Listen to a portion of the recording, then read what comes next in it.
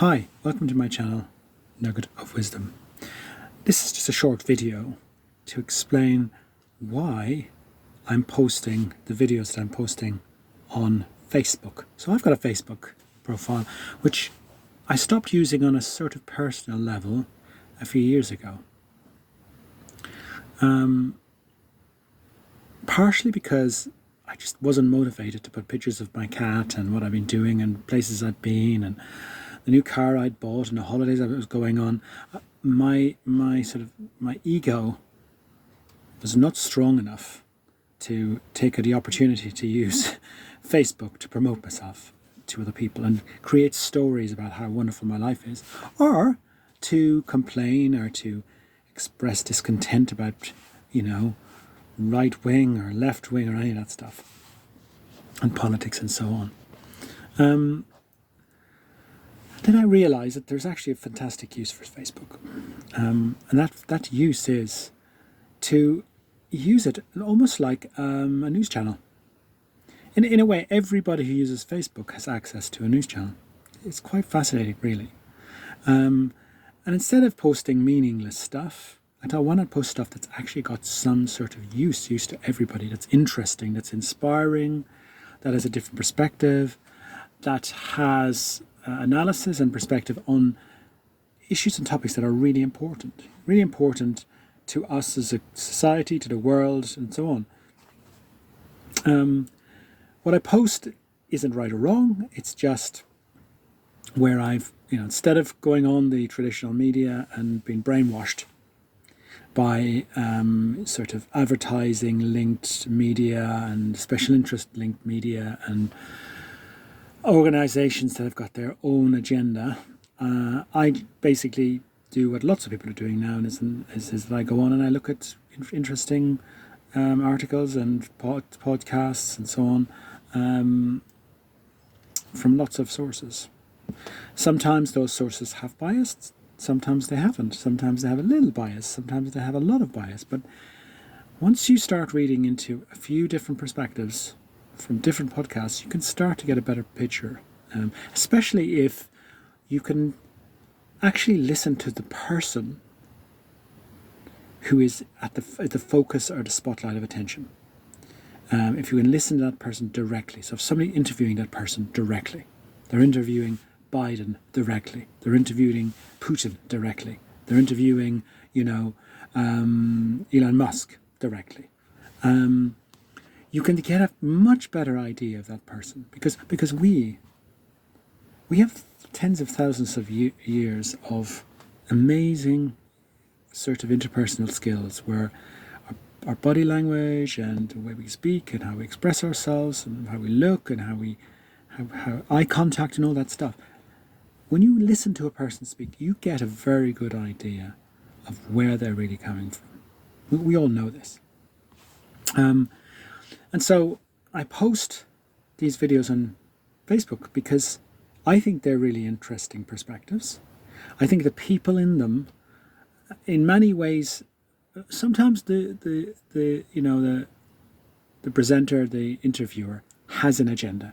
I have to accept that. Sometimes the interviewer is very woke, very left-wing, or very right-wing.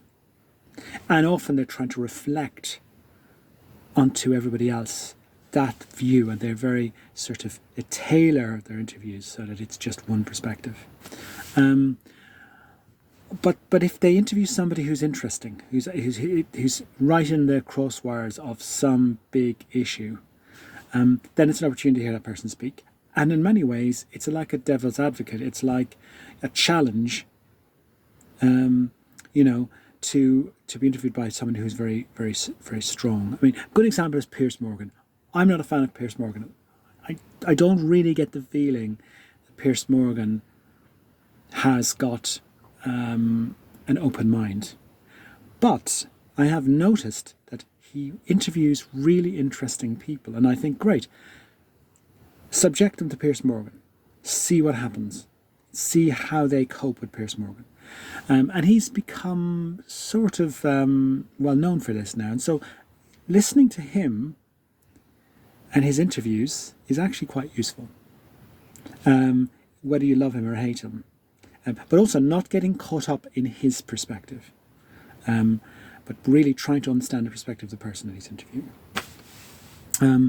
So you'll see I keep posting these things on Facebook. And another reason for posting them is that there are some incredible people out there, highly experienced, highly intelligent people, people who understand the world, who have lived the life within big government organisations, who understand how the system works, who aren't trying to cast the world as good and evil, but are just trying to say to people, look, this is what's really happening here.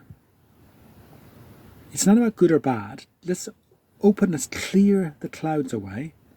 Let's demist the screen. That's what's really going on. And can you trust them? Well, because they've got so much experience, because they're often not trying to take down one side or the other, you start to build trust in them. And then you listen to other people and you listen to their podcasts and you get sort of similar sort of perspectives. And of course, this is really important because, the